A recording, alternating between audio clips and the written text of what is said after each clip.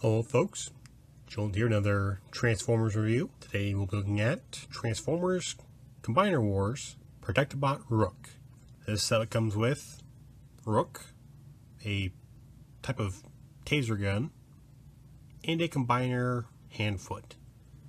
Also a IDW Combiner Wars comic. I'm looking forward to reading that. And here we have Rook opened up and into his vehicle mode. Now, as you can see, he's just a little armored SWAT car, well, SWAT tank, 6 pegged in wheels. They roll fairly nicely on the Lego board here. He has storage for both his weapon and his combiner hand-foot in this mode. And he does look pretty tough, pretty formidable at the very least. And we're just gonna remove these two real quick. Just so we can see Rook in all on his own here. And first off, I'd like to point out he has 3 places to store his weapons, or actually 3 of any weapon. In fact, nope, scratch that, he's got 4. Now, that's what I call the long arm of the law. Now, I do like the look of this skeleton guy. He's just very compact, very sturdy. Everything on him pegs in just perfectly. It has details such as painted in gas cans and an axe, fire extinguisher, and the jaws of life loaded on the side. Both sides even. Autobot logo right up there, right above the windows, which are hollow. These windows are not glass, not painted in. They are just hollow, just little holes of plastic.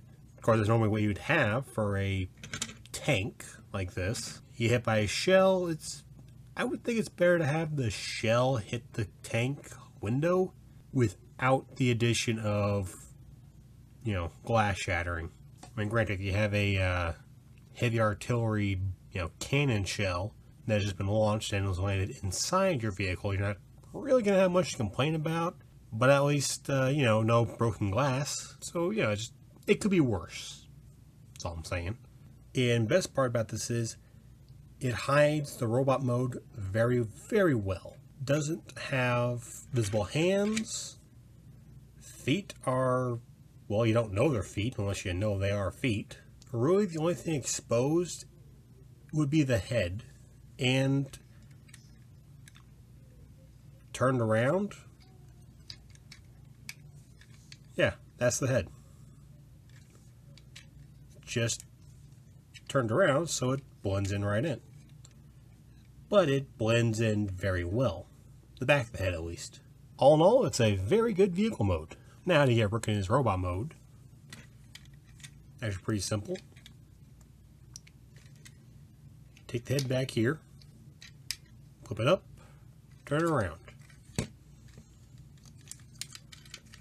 You take this whole front here,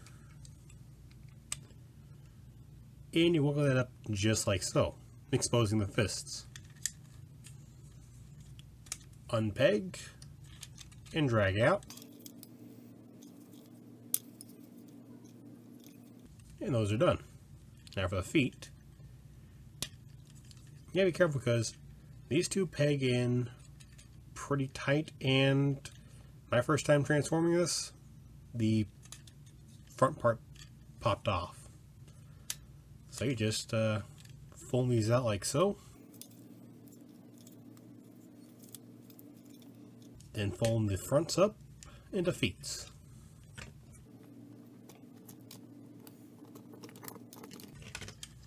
Take it back and fold it up. Now Rook in his vehicle mode is very brutish looking in nature. All of the bulk of the vehicle is in his arms and legs. He has a bit of a backpack, but it's really not that bad. But it's the lightest part of him, so he's not back heavy at all. And it does fold up pretty neatly. I normally don't talk about this, but his head is very well detailed. It has a football player look. It has a little bar on, a chin bar. I would think this guy could tackle a person. Now, as posability, ball joint in both shoulders, hinge at the elbow, swivel, waist rotation. That's actually going to be critical. Head on a ball joint. Ball joint in the hips. Hinge at the knee. And the feet actually tilt. And you have a swivel at the thigh. He's a pretty posable little guy. And as for colors, I like the blend he's got here. I really like the blue in his chest. Mostly white armor. Again, blue kind of pants on a black in the chest and knees.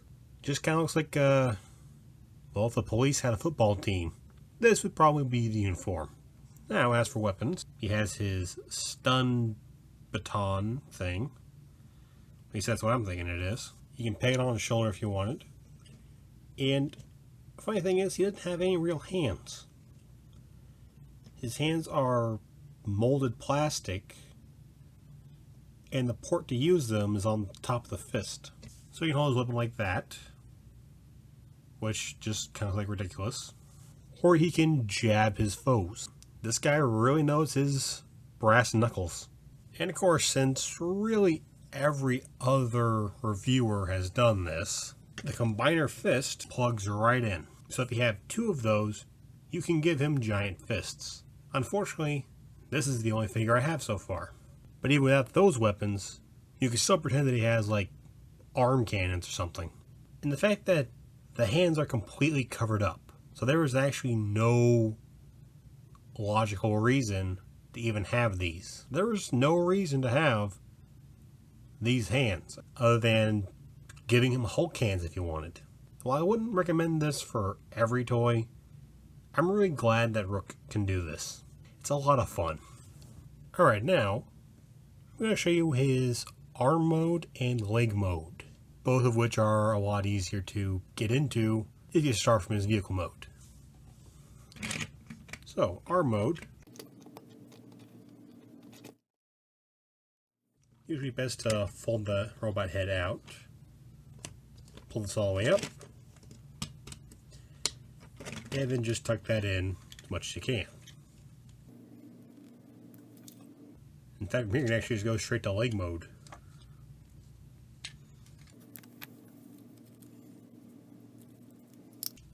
Don't know why I thought of doing arm mode first. I'm going to do like this.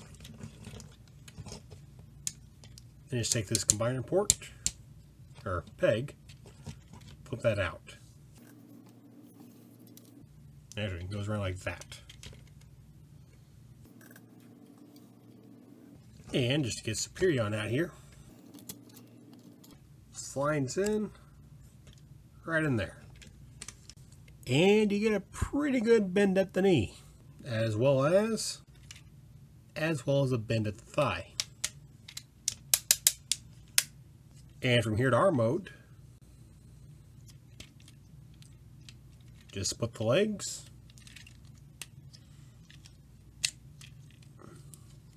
fold them out. Here get them into robot mode.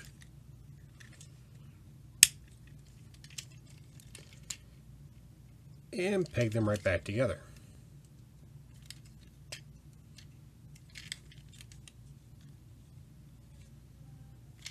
Like so.